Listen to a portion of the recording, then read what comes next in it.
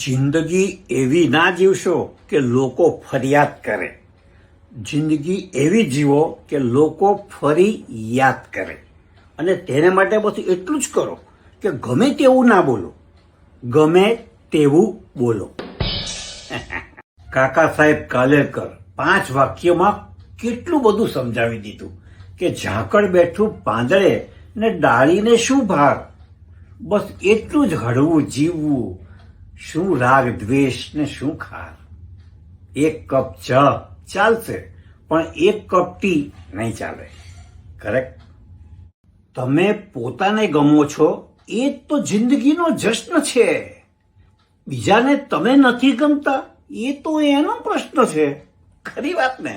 માણસની મોટી તકલીફ એ છે કે એને તરત જોઈએ, સરસ જોઈએ અને મફત જોઈએ. બધું જ એક સાથે જોઈએ.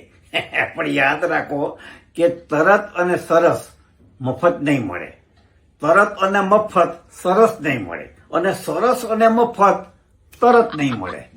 ખરી વાત ને?